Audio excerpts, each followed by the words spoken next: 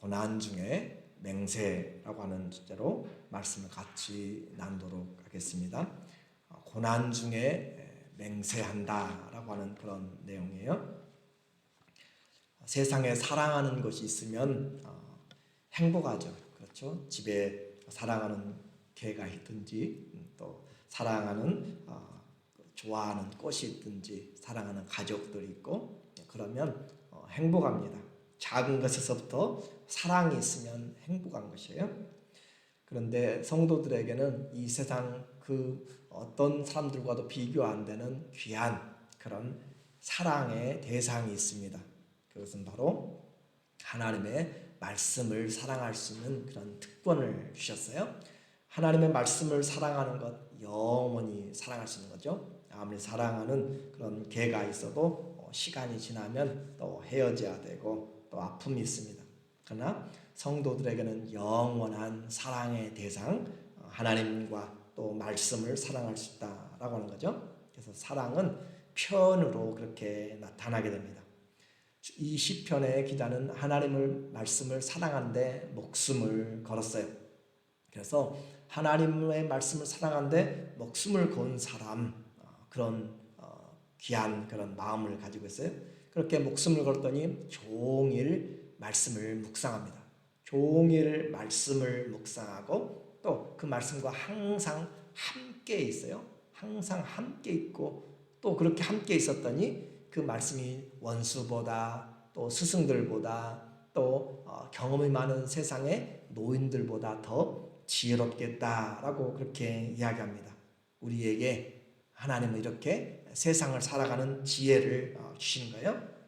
이렇게 말씀을 사랑하고 그것을 가까이 하니까 그 말씀이 인생을 살아가는 그런 맛을 주는 거죠. 꿀보다 더 달게 되고 그 어떤 소유의 재물보다 더 풍성한 천금보다 더 귀한 가치가 있는 것을 깨닫기 시작했습니다. 말씀은요, 읽으면 읽을수록 깨달으면 깨달을수록 그 가치가 더 무한히 빛나게 됩니다. 그러나 말씀을 알지 못하면 그 맛을 알지 못하고 또 그 가치를 알지 못하는 것이에요. 여러분이 얼마만큼 맛이 있고 또 얼마만큼 내가 소유한 그런 보물 같은 것인가 라고 하는 것은 여러분이 말씀을 사랑하는 만큼 그렇게 비례하게 됩니다. 이런 천금과도 비교할 수 없는 이런 말씀을 가까이 하는가 라고 그렇게 성경은 묻고 있어요. 그래서 하루를 보내고 일주일을 보내면서 우리는 말씀이 없이 말씀을 묵상하지 않고 하루를 보내지 말자라고 그렇게 이야기를 했습니다. 말씀을 떠나서 살 수 없는 사람, 그 사모함이 있는 사람이 복된 사람. 물고기가 물을 떠나서 살 수 없듯이 성도는 말씀을 떠나서는 살 수가 없습니다. 그걸 우리는 알아야 돼요. 그것을 알 때 우리가 하나님의 사랑을 우리가 기억하게 되고 잊지 않게 되고 마음에 새기게 되고 고난 중에서도 기억한 바가 되는 것이에요. 마지막 때는 말씀의 전쟁이에요. 다른 기근이 아니라 기근도 있지만 말씀의 기근과 전쟁입니다. 아모스 8장 11절에 보면은 아모스 8장 11절에 주 여호와의 말씀이니라. 주님의 말씀이에요. 보라 날이 이르리니 내가 기근을 땅에 보내리니 양식이 없어 주림이 아니며 물이 없어 갈함이 아니요 여호와의 말씀을 듣지 못한 기갈이라. 여호와의 말씀 듣지 못함으로 젊은 사람들도 이 바다에서 저 바다까지 북에서부터 남동까지 그렇게 찾고 다니지만 하나님의 말씀을 얻지 못하는 기근이 온다라고 그렇게 말씀을 했어요. 그래서 이 말씀이 우리에게 있는 것이 얼마나 큰 축복인가, 이 땅에 주신 특별한 계시라고 그랬고 특별한 은혜라고 그랬죠. 많은 사람들이 요즘은 말씀보다는 그냥 간증을 더 좋아해요. 그래요. 간증들이 많이 있습니다. 너무너무 많이 있는데 정말 불행하게도 그 간증의 많은 부분들이 대다수들이 사기로 드러나고 있고 천국과 지옥을 갔다 왔다고 하는 수많은 사람들의 간증의 그 내용들이 거의 다 사기로 드러나고 있고 돈을 바라고 하는 그런 것들로 들통이 나고 있습니다. 그런데 사람들은 거기에 속아서 지금도 인터넷에 허다하게 떠다니는 그런 목사요 또 장로요 다른 어린아이요 모든 것들이 그렇게 간증들이 거짓으로 드러나는 것들을 많이 보게 돼요. 그런 것을 분별하는 것이 무엇인가? 결국은 그 간증을 들으면 속게 돼요. 자기도 속게 되고 또 다른 사람까지 속이게 되는데, 안 속으려면 결국은 내 안에 진리이신 말씀이 있어야, 진리 대신 말씀이 있어야 이런 헛한 것에 속지 아니하고 귀를 간지럽히고 귀를 우리를 즐겁게 하는 그런 것들에 대해서 속아 넘어가지 않습니다. 그러므로 우리는 새벽 미명부터 눈을 열면서 하나님의 말씀을 사모하는 예배자의 마음이 되고, 또 저녁 늦게까지 하나님의 하루를 살아가면서 하나님의 말씀을 생각할 수 있는, 그것이 바로 하나님의 은혜죠. 그래서 신앙생활에서 가장 즐거운 것, 가장 해야 될 것이 인생의 본분이라고 하잖아요. 하나님 말씀을 지키는 것이, 하나님을 경외하고. 그래서 1643년부터 1648년까지 영국에서 웨스트민스터 소요리 문답을 만들게 됩니다. 웨스트민스터 사원에서 그들이 함께 성당에서 모여서 수백 명의 목회자들이 또 국회의원들이 함께 모여가지고 경건한 사람들이 모여서 하나님을 섬기는 신앙의 가장 중요한 원리가 뭔가, 그래서 사람의 제1 첫 번째 되는 목적이 무엇입니까? 라고 하는 그 질문을 이제 가르쳐 나가는, 첫 번째 인생의 어린아이들에게 질문을 하며 나가는 거예요. 그 답은, 사람의 제일된 목적은 하나님을 영화롭게 하고 그를 영원토록 즐거워하는 것이다. 영원토록 그분을 즐거워하는 것, 이것이 바로 인생의 첫 번째 목적이라는 것이죠. 성경과 우리에게 주어진 모든 것들을 합하여서 그들이 이렇게 결론을 내렸어요. 그래서 두 번째, 그러면 하나님께서 무슨 규칙을 우리에게 주시어 하나님을 영화롭게 하며 그를 즐거워하도록 지시하셨습니까? 하나님이 그럼 어떻게 하나님을 즐거워하고 영화롭게 하도록 하셨습니까? 라고 하는 그 답이 뭐냐면, 함께 읽어볼까요? 신구약 성경에 기재된 하나님의 말씀은 우리가 어떻게 하나님을 영화롭게 하며 그를 영원히 즐거워하는가를 지시하신 유일한 규칙입니다. 그러니까 하나님을 예배하는 길도 어디에 나와 있어요? 성경에 나와 있고, 하나님을 즐거워하는 그 즐거움의 방법도 성경에 나와 있고, 그래서 이와 같이 성경이 한 사람의 가장 본분된 삶을 살아가는 유일한 길이다. 그래서 이와 같이 그들이 결정을 내렸고, 또 우리가 그 속해 있는 장로교의 12가지의 신조가 있어요. 12가지 신조만큼은 반드시 알자라고 하는 것인데, 그 첫 번째 신조가 뭐냐면, 신구약 성경은 하나님의 말씀이니 신앙과 행위에 대하여 정확무한 유일의 법칙이다. 이것이 우리 장로교의 가장 첫 번째 원칙이에요.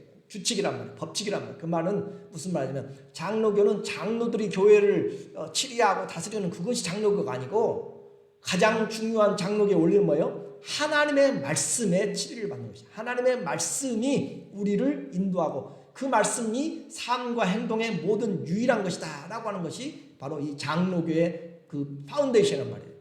그러니까 하나님의 말씀을 떠난 장로교회는 존재할 수가 없습니다.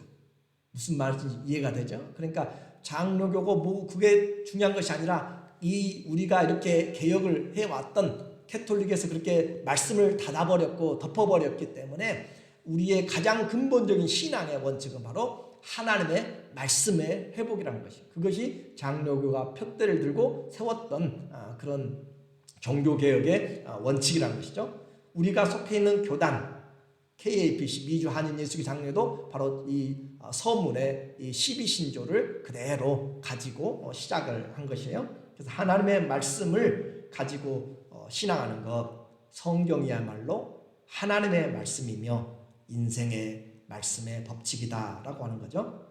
그렇게 해서 그 한 분, 그 하나님을 섬기는 성경이 첫 번째다.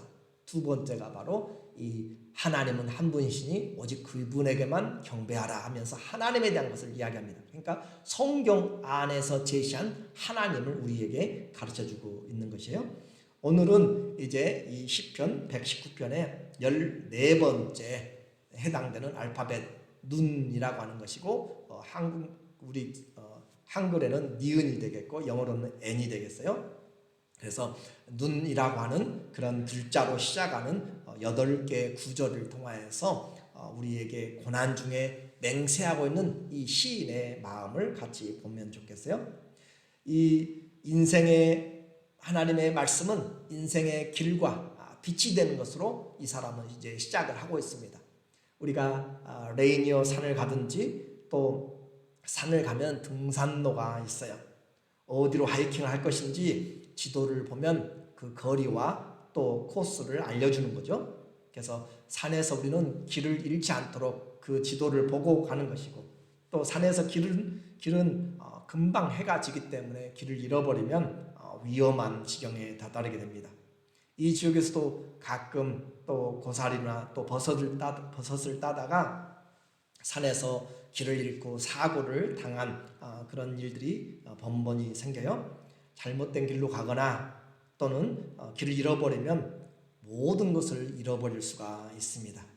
우리 인생도 마찬가지예요. 우리 인생도 잘못된 길을 갈 수가 있기 때문에 그 길을 잘 가는 것 중요하다고 그랬죠.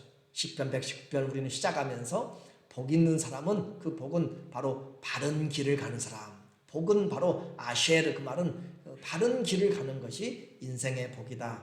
내가 지금 바른 길을 가고 있으면 그것이 복이라고 그렇게 이야기했습니다.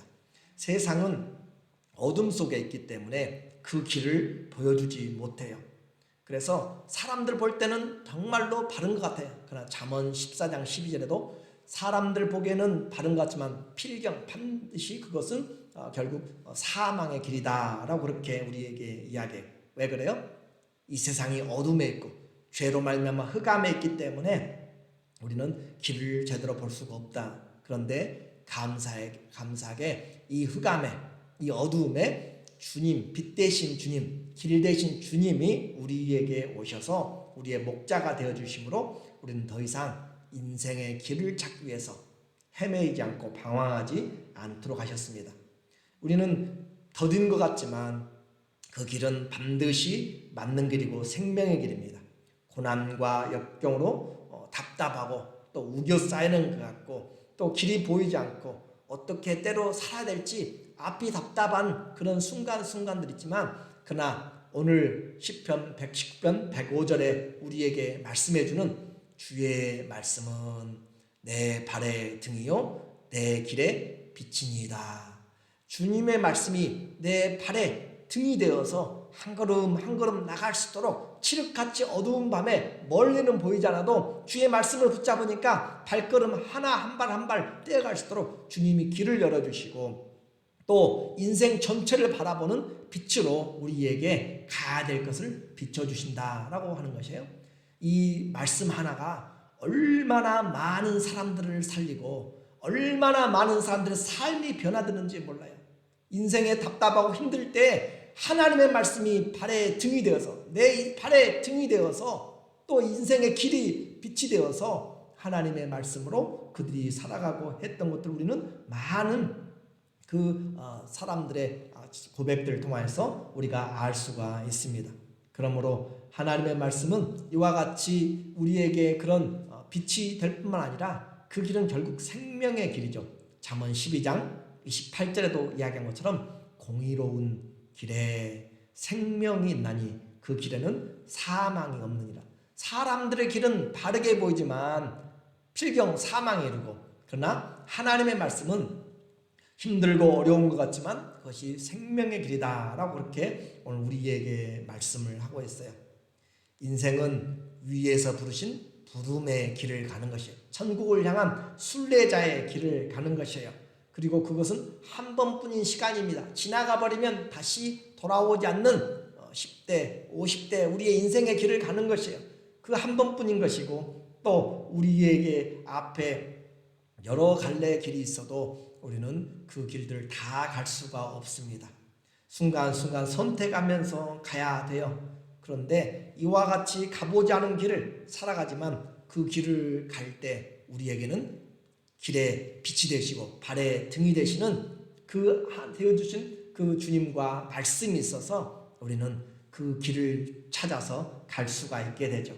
시편 130편에 우리에게 말해요. 주의 말씀을 열면 빛이요 우둔한 사람들을 깨닫게 하나이다.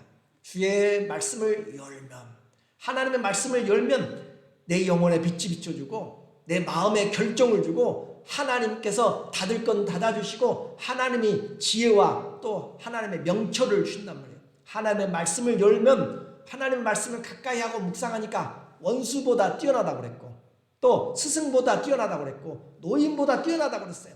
주님의 말씀은 우리에게 생명의 길이라고 했어요. 그러니까 주의 말씀은 진리의 길로 우리를 인도하고 그 말씀을 찾아가는 자에게 주님의 말씀을 열면 빛이 비친다라고 하는 놀라운 주의 말씀 우리에게 보여주고 있는 것이죠. 주의 말씀을 보면 딴 길로 가지 않습니다. 후회하는 길을 우리는 줄일 수가 있는 것이에요. 그래서 이 시인은 이 말씀을 보고 끝까지 말씀을 지키기로 이제 아예 맹세라고 했습니다. 106절에 보니까 106절에 주의 의로운 규례를 지키기로 맹세하고 굳게 정하였나이다. 그래요. 주의 말씀 때문에 그는 주의 말씀 때문에 이제 맹세하고 이미 그는 또 한 번 맹세를 했었죠. 주의 의로운 규례를 지키기로 맹세하고 성공을 위해서 원수 갚는 것을 위해서 맹세하는 것이 아니라 뭘 하기 위해서 맹세를 해요? 말씀을 지키기 위해서. 한번 생각해 보세요. 우리의 인생에서 맹세하는데 뭘 맹세해요?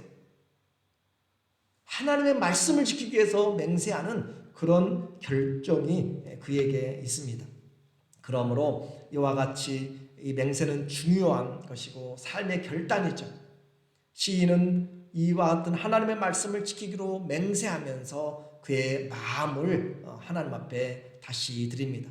그 삶이 쉽고 또 많은 그에게 편리한 것들이 아니라 힘들고 어려운 고난이 정말 밀려오고 산 넘어 산이 있는 그런 어려운 가운데 고난이 막 심한 가운데 그래요. 107절의 이야기예요. 107절에 나의 고난이 막심하오니 내 고난이 심히 막심하다. 여호와여 주의 말씀대로 나를 소성케 하소서. 그래요. 고난의 한가운데 있어도 붙잡아야 될 것은 하나님의 말씀입니다. 왜냐하면 말씀이 우리를 살리기 때문에 그렇습니다. 우리는 이 고난의 한가운데서 주님이 가르쳐준 이 말씀은 우리의 삶을 새롭게 합니다. 때로는 이 길을 갈 때 길이 협착하고 이 길이 안개가 자욱하여서 아무것도 보이지 않을 수도 있어요. 그런데도 불구하고 사망의 음침한 골짜기 같은 곳이라도 우리 주님의 말씀을 붙잡고 가면 우리는 그 가운데서 흑암 가운데서 빛이 비추게 되는 것이에요. 성도는 그러므로 이렇게 힘들고 어려울 때 말씀을 붙잡고 하나님이 나를 가르쳐 주시기를 원하면서 오히려 찬양하고 기도하면서 가는 거예요. 108절에 보니까 108절에 여호와여 구하오니 기도하는 거예요. 하나님이여 내가 간절히 구합니다. 내 입에 낙헌제를 받으시고 내 입에 자원하는 헌신이에요. 자원하는 제물이에요. 내 입술에 자원하는 제물이 뭐예요? 내가 하나님의 이름을 높입니다. 찬양하는 것이고 내 입술의 증거를 하나님 앞에 드리는 것이고 하나님 앞에 내 입술의 열매를 가지고 하나님 앞에 찬양하면서 주님 내가 기도하오니 내 입의 찬양이 헛되지 않게 하여 주시고 내 입술에서 나오는 참여 시와 참여와 신령한 노래가 반드시 이루어지게 해주세요 라고 그렇게 입술의 열매를 드리면서 주의 규례로 나를 가르치소서 그렇게 기도하면서 갑니다. 인생의 길에 우리에게 부를 노래가 있어요. 하나님의 말씀 때문에 불러야 될 노래가 있고 그 말씀을 이루어주기 위해서 내 입술의 열매들 바른 그 발걸음 한 걸음 한 걸음 갈 때마다 주와 동행하면서 가는 것이에요. 한 치 앞도 안 보이는 그런 환경에서 주님의 말씀이 내 발에 등이 된다고 그랬잖아요. 한 치 앞도 안 보이는 그곳에서 주님이 깜깜한 밤에 그 등불을 켜고 가는 것처럼 주님의 말씀이 앞서서 가는 것이에요. 그렇게 우리는 주님이 말씀을 주신 것을 따라서 한 걸음 한 걸음 가다 보면 하나님이 우리를 실족지 않게 하여 주시고 우리를 건져내시고 수렁에서 건져내시며 우리를 하나님이 인도하시는 의의 소원의 항구로 인도하시는 것이에요. 그래서 안개도 거치고 어둠이 사라지고 그 힘든 터널을 지나서 나올 때 밝고 찬란한 그런 태양 아래 햇빛 아래 대낮의 정오의 빛과 같은 것으로 우리를 인도하는 것이에요. 신앙생활은 바로 어둠에서 빛으로 가는 것이죠. 창세기의 그 어둠이 결국은 낮과 밤이 없는 그런 하나님의 대낮으로 향하여서 나가게 되는 빛이신 나라로 가는 거잖아요.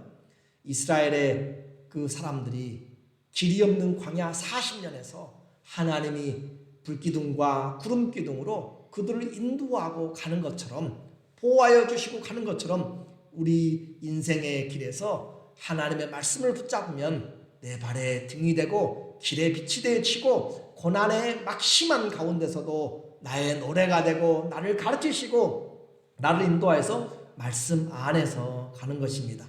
이것이 바로 성경에서 말하는 하나님께 맹세하면서 이 말씀으로 나의 지팡이를 삼고 나의 빛을 삼아서 가는 것이에요. 그렇게 갈 때 주님이 우리에게 구원과 기업인 말씀으로 축복하시죠. 수고와 슬픔뿐인 인생에서 닥치는 위기가 있지만 우리를 주님이 구원의 길로 인도하십니다. 그냥 인도하는 것이 아니라 말씀을 통해서 구원의 길로 인도하신다. 109절에 보면 109절에 나의 생명이 항상 위경에 있사오나 나는 주의 법을 잊지 아니하나이다. 자, 나의 생명이 항상 위기에 있어요. 위기 가운데. 이 사람의 인생은 참 힘들고 어려운 가운데 있었던 것 같아요. 항상 위경 가운데 있지만 그러나 그가 붙잡았고 그가 기억하고 있고 그가 맹세하면서 가르침 받았던 것은 하나님의 말씀을 잊지 않았다. 위기가 닥치면 다 잊어버리잖아요. 머리가 하얗게 생각이 하나도 되지 않고 힘들고 어려워서 남을 돌아볼 수도 없고 그런 위기, 항상 내 생명의 위기 가운데 있는 그런 가운데서도 그가 놓지 않고 있는 것은 하나님의 말씀을 잊지 않고 있다. 그래요. 오늘 우리는 정말 어려움이 닥치고 모든 것이 다 끊어져 나가도 하나님의 말씀을 붙잡으면 소망이 있다고 했습니다. 그래서 마지막 때는 무슨 전쟁이고 무슨 기근이에요. 하나님의 말씀을 붙잡지 못할 때 하나님의 말씀이 내 안에 있어야 생각나고 기억나고 붙잡는 것인데 내 마음에, 내 머리에, 내 생각에 붙잡히지 않으면, 기억되지 않으면 하나님의 말씀 우리는 붙잡을 수가 없습니다. 고난이 힘들게 찾아오고 생명의 위기가 닥쳐와도 이 사람은 고난은 질병도 찾아올 수 있고요. 또 삶의 위기가 원수의 그런 죽음의 위기도 찾아올 수 있어요. 그렇지만 이렇게 많은 숱한 고난이 있어도 항상 그렇게 쌓여 있어도 그는 항상 가지고 있는 것이 뭐였어요? 말씀은 가지고 있었다라고 하는 것이에요. 오늘 내게 고난의 길어진 인생에서 내 인생에 몇십 년을 살았든지 간에 내가 떠나지 않고 항상 붙들고 기억하고 있는 하나님의 말씀이 있는가? 그것이 오늘 우리에게 인생의 큰 축복입니다. 다니엘은 자기를 죽이려고 원수들의 괴계를 알면서도 예루살렘을 향해서 하루에 3번씩 창을 열고 기도를 하였어요. 하나님 앞에 말씀을 가지고 그렇게 살아갔다라고 하는 것이에요. 인생의 매 순간순간마다 붙들고 기억하고 있는 하나님의 말씀이죠. 땅은 떠났고 포로가 되었고 신분이 변하고 그래서 또 주의 말씀을 지키기 위해서 하나님의 말씀으로 더럽히지 않게 하기 위해서 뜻을 정하였던 그의 인생을 우리는 알게 되는 것이에요. 말씀을 붙잡는 것은 어린아이나 노인이나 상관이 없어요. 하나님의 말씀을 사랑하는 자가, 기억하는 자가 붙잡을 수가 있습니다. 그 말씀을 붙잡는 것 순간순간에, 다른 것은 우리는 못 가지고 할 수 있어요. 못 붙잡고 부자가 되지 못하지만 하나님의 말씀은 마음에 새겨야 되고 손목에 메고 미간에 새기고 그 집에 새기는 것처럼 하나님의 말씀은 부지런히 새겨야 되고 부지런히 가르쳐야 되고 부지런히 내 안에서 반복돼야 됩니다. 그래야 그 말씀이 나로 원수보다 지혜롭게 하고 모든 환경, 위기 가운데서도 말씀을 지키려고 했던 것. 그래서 다윗은 자기를 죽이려고 그렇게 3,000명의 군대, 또 왕이 돼가지고 그를 쫓아다니는 사울의 그 우겨쌈과 그 바로 포위망, 좁혀오는 포위망 가운데서 빠져나갈 구멍이 없는 그런 가운데 있을지라도 하나님 앞에서 그가 그 원수를 향하여서도 위기 가운데서도 하나님이 기름 부으신 자를 자기 손으로 죽일 수가 없다라고 하면서 말씀을 기억하면서 그는 그 길에서 오히려 그 위기 가운데 그대로 남아있게 되잖아요. 이 말씀을 어기고 그가 선으로 악을 이기지 않고 그냥 악을 악으로 갚으면, 세상의 방식으로 이는 이로 눈은 눈으로 그렇게 갚아버리면 자기의 고난이 끝나는 것 같아요. 그런데 위기 가운데서, 생명의 위기 가운데서도 하나님의 말씀을 기억함으로 나는 여호와의 기름 부음 받은 자를 내 손으로 결단코 해치지 않겠다라고 하는 그 믿음이, 말씀이 그에게 살아있어서 그는 그 말씀으로 그 선으로 악을 이겨냈습니다. 그래서 이와 같은 것이 바로 110절의 말씀, 110절에 보니까 악인이 나를 해하려고 올무를 놓았사오나 나는 주의 법도에서 떠나지 아니하였나이다. 그래, 우리를 우겨선 수많은 원수들 향해 성경은 원수를 갚으라라고 하지 않고요. 원수 갚는 것이 누구에게 있다고 그러죠? 원수 갚는 것이 내게 있어요? 하나님께 있어요? 하나님께 있잖아요. 우리는 분명히 알아요. 그런데 내가 갚으려고 하고, 내가 자존심 상한 거 내가 하려고 하고, 내가 뭘든지 해보려고 하니까 안 되는 것이고, 우리는 원수 갚는 것이 하나님께 있어요. 그러니까 오히려 우리는 해야 될 것이 원수를 향해서 기도하고 축복하고 저주하지 말고 선으로 악을 이기는 것, 지는 것 같지만 그것이 이기는 것이고, 그것이 양보하는 것 같지만 그것이 얻는 것이고, 주님의 방법으로 우리는 살아가는 것이에요. 주님은 분명히 말씀해요. 악인이 나를 해하려고 올무를, 구덩이를 파고 모르게 다 덮어놓고 그냥 무조건 지나가기만 하면 빠지게 되는 그런 올무를 파놓고 계획을 세웠고 다 작전을 짜놓았어도 나는 주의 법도에서 떠나지 아니하였습니다.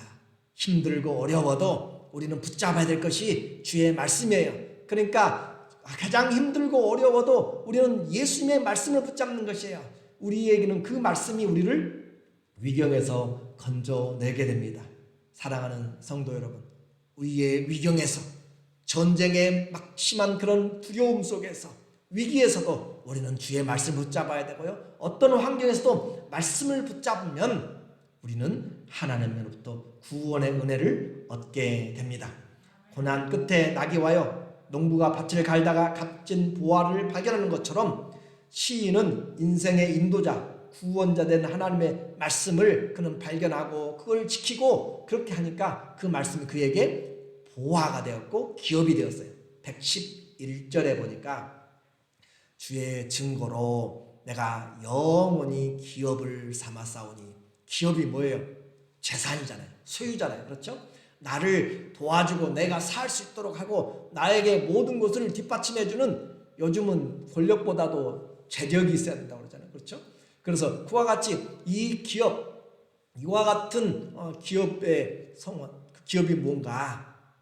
주의 말씀이 우리의 기업이다. 주의 말씀이 기업이다 라고 그러면 분명히 반복해서 우리에게 말씀하고 있어요. 우리의 자녀들에게 넘겨줘야 될 것이 뭐겠어요? 그러면은 그 어떤 재산보다도 중요한 것은 말씀을 넘겨주는 거잖아요. 그렇죠? 믿음을 넘겨주고 말씀을 이해하고 말씀을 찾도록, 성경의 모든 보화가 다 담겨져 있어요. 예수 그리스도가 곧 보화고 재화지만은 그 예수 그리스도의 말씀이 우리에게 보물이고 보화입니다. 이 기업을 넘겨주면 그들이 복되게 사는 것이에요. 그러므로 내 마음이 즐거움이 됩니다. 기업이 풍성한 사람, 많은 것을 쌓아놓은 사람, 그 사람은 사소한 것에 흔들리지 않고 넘어지, 환난이 닥쳐와도 풍부해요. 애굽의 7년의 풍년 동안에 어려움이 닥쳐도 다 공급할 수가 있는 것이에요. 그런 것처럼 우리에게 기업이 풍성하면, 하나님의 은혜에 풍성함이 있으면 어떤 어려움도 고난도 다 넘어가게 돼요. 말씀을 통해서 은혜가 오는 것이요, 말씀을 통해서 치료가 오고, 말씀을 통해서 소망이 오고, 말씀이 내 안에서 풍성한 기업이 되면 우리는 모든 것을 이겨낼 수가 있습니다. 그의 인생을 다시 일어나게 만들고 다시 새롭게 만들고 소망 있게 하는 것, 바로 기업이 주의 말씀이었습니다. 이 말씀에 소망이 있는 성도는 고난의 길에서도 감사가 있고 기쁨이 있어요. 힘들고 어려워도 말씀을 순종하면 주님께로부터 기쁨이 옵니다. 그러나 내가 손해를 당하고 힘들고 어려워도 그렇게 말씀을 지키면 발 뻗고 잘 수 있어요. 그렇지만 내가 이익을 위하여서 또 내가 원하는 그런 이를 위하여서 화를 내고 말씀을 거스리고 거짓을 행하고 내가 분깃을 차지하고 한 것은 그것은 참된 평안이 우리 가운데 있지 않습니다. 그 마음은 불안하고 기쁨이 없어요. 오늘 시인은 하나님의 말씀을 자신의 기업으로 삼았어요. 오늘 우리도 다 기업을 주님이 주셨어요. 최소한의 기업은 다 주셨어요. 뭘 주셨어요? 말씀을 주셨어요. 근데 그 기업을 얼마만큼 내가 누리는가, 얼마나 쌓는가는 기업은 내가 말씀을 순종한 것이 기업이에요. 순종한 것이 내 것이 되는 것이에요.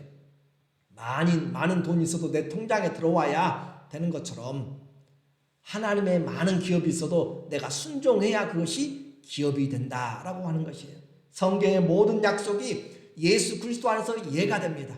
그러면 내가 순종할 때 그 말씀이 내게 기업이 되므로 그 기업을 통하여서 이 사람은 이제 알았어요. 무엇이 내게 진정한 기업인지. 그러므로 그는 일평생 다 가도록, 삶의 끝까지 가도록 영원히 하나님의 말씀을 지키기로 마음을 다시 한번 붙잡았습니다. 112절에 보니까 내가 주의 율례를 영원히 행하려고 내 마음을 기울였나이다.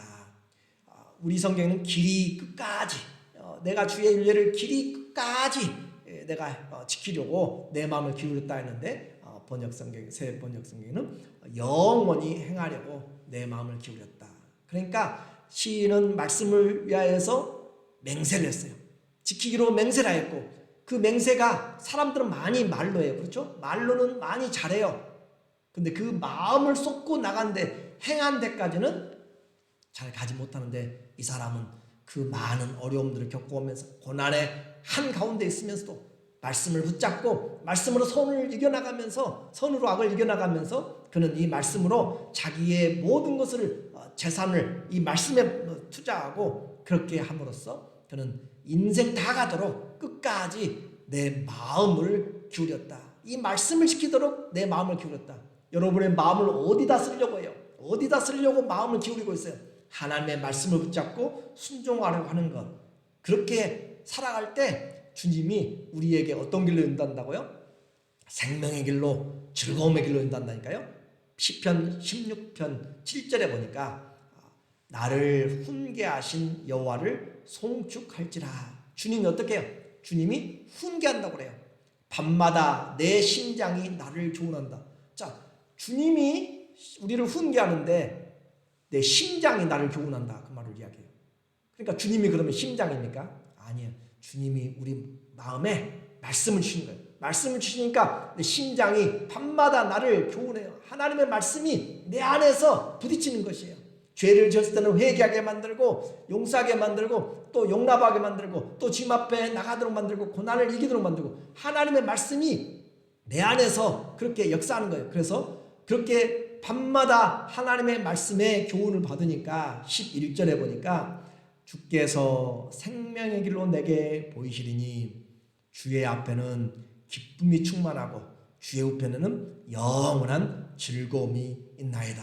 주님과 동행하면 그 길이 생명의 길이요, 기쁨에 충만한 길이고 영원한 즐거움 있는 길. 자, 하나님의 말씀과 동행하면 힘들고 어려운 것 같아요. 그러나 어두움 가운데서도 뭐가 된다고요? 우리의 등불이 되시고 길의 빛이 되시고, 어둠 가운데서도 일어날 수 있습니다. 고난 가운데서도 주의 말씀으로 우리를 생명에 위해서 우리를 건져내시고, 또 힘들고 어려운 가운데도 주님이 우리에게 끝까지 붙잡도록 하시고, 가난하고 모든 것이 무너져 내려도 우리에게는 소망이 되는, 기업이 되는 말씀이 있어요.